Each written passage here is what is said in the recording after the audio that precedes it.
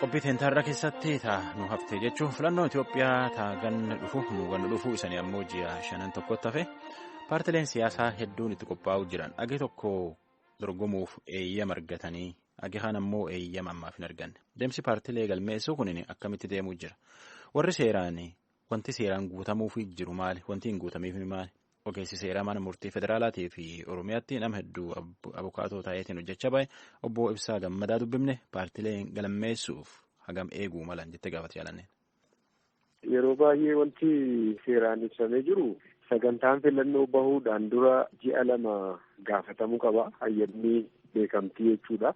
Bifa adda addaatiin kan hirmaachuuf yaadan akka addaatti yookaan akka adda tumsa tolfatanii hirmaachuudhaafi sagantaan filannoo bahuun dura ji'a 2 dursanii gaafachuu qabu kan jedhu seeraan kaa'amee jira. Boordiin filannoos ji'a 1 keessatti waan san qulqulleessee hayyama yookaan waraqaa kennuufii qaba. Yeroon kaa'amee jiru kanuma qofa malee wanti addatti ibsamee jiru hin jiru. Jaarmayaan tokko fakkeenyaaf haaraas yoo hundeeffame kanaan mana turee waan jedhu hin jiru seera keessa. Inni suni seeraan filannoo keessatti hirmaachuudhaan wal qabatee akkasitti wanti kaa'amee hin jiru seera keessatti. Sagantaan filannoo bahuudhaan duratti ji'a 2 durfamee hayyama gaafachuun barbaachisaadha yookaan immoo hayyama qabaatanii argamuunis barbaachisaadha. Wanta gaafatan wal qabatee ji'a 1 dursee kennuu qaba boordiin filannoofi kanaan achitti turtiidhaan wal qabatee hammana kan ture hammas kan ture jedhamee ulaagaan kaa'amee jiru hin jiru filannootti hirmaachuuf. Egaa an ammatuun paartii tokko har'a dhaabee filannoon ta'uuf ji'i 2 caalaa jira kanaaf galmaa'uu nan danda'a jechuu. Filannoon ta'uuf ji'a 2 otoo hin ta'in sagantaa filannoo bahuutu jira. Sagantaan filannoo kun galmee filattootaa galmee kaadhimamtootaa waan jedhu wal qabata. Sagantaaleen duula filannaas waan baay'eetu jira. Sagantaa filannoo keessatti sagantaan sun bahuudhaan duratti ji'a 2dha malee filannoon gaggeeffamuuf ji'a 2 miti yeroo ji'a 2 jedhamee kaa'ame kun. Sagantaan filannoo bahuu isaatiin ji'a 2 dursee jechuudha. Sagantaan filannoo immoo ji'a 3-4 fuulduratti dhiiseeti kan bahuun irra jiraatu filannoon gaggeeffamuudhaan dura jechuudha.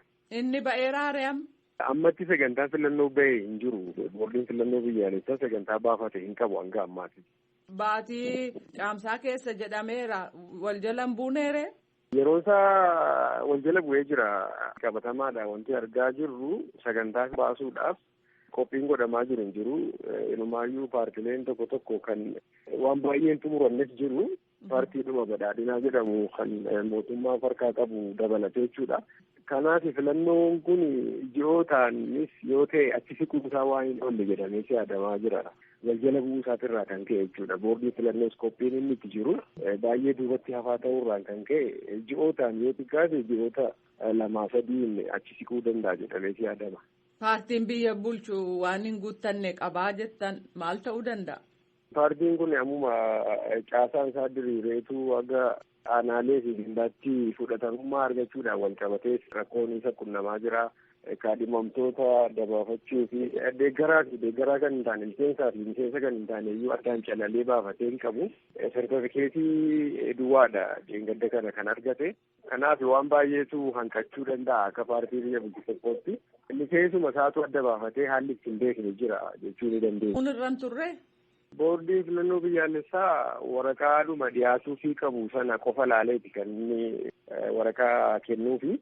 Kanaan achi garuu caasaa isaa filannoodhaaf qophaa'uu miseensota isaa adda baafachuu kana fila paartichatu fixachuu qaba ture. Wantooti kun waan boordii filannoodhaaf dhiyaatu. Tole amma fakkeenyaaf akka dhageenyutti paartiilee Oromoo keessaa tokko alaabaa wal fakkaataa paartii qabu wajjiniin jedhamee fudhatama dhabuusaatti kan dubbatame quba qabdu jira ulaagaan akkasiin ilaalamaa. Alaabaadhaan wal qabatee kan paartiileen dura galmaa'anii jiranii wajjin wal fakkaate jijjiirrachuu qabu wanti jedhu ni jira.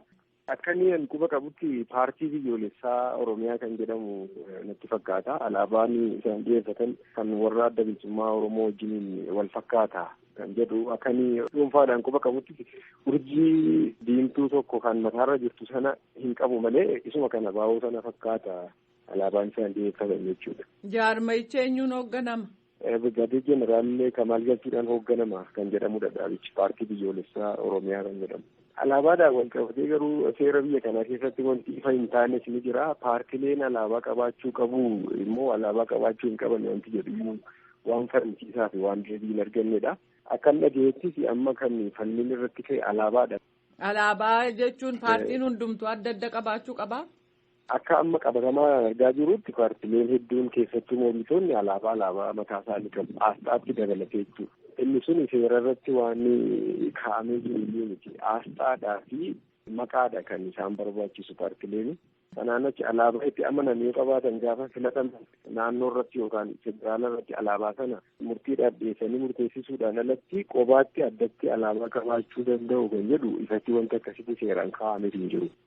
Tole amma gaa'isa alaabaa akkasii yoo gara biraa jijjiirratee dhiyeeffate garuu dorgomuu hin danda'a jechuudha. Eeyyee ni danda'a. Alaabaa gara biraa jijjiirratanii naan sababni fudhatameef ni jira jedhee yaadu.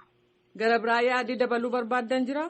Yaadni dabaluu barbaannu tumsa irratti amma paartileen Oromoo hojjetaa jiru kan jedhamu keessaa dhaga'amaa jira. Isaan irratti uummannis dhiibbaa godhaa jira. Oromoon akka tokkotti sagalee tokkoon dhiyaachuu qaba kan jedhutu jira. Tumsa sana Oromoon yeroodhaan fixachuutu irra jira kan jedhu yeroon filannoodhaaf hafi gabaabaa ta'urraan kan ka'e tumsa sana yeroo gabaabaa keessatti fixachuu qabu.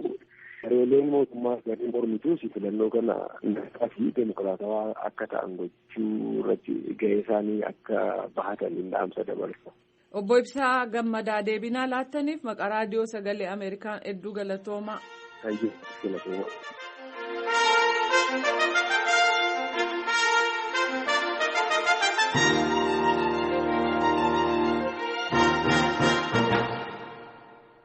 Raadiyoo VOA sagantaa afaan Oromoo caqasuu jirtanii hornaat VOA News.com irratti erga teessan nu erga.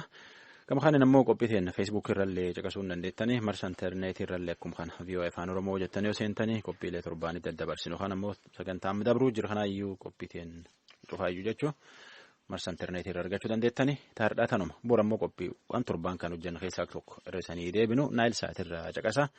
Wanni Naayil Saatirraa dabarsite yoo tokko Naayil Saatiin kun rakkoo qabaallee jettanii.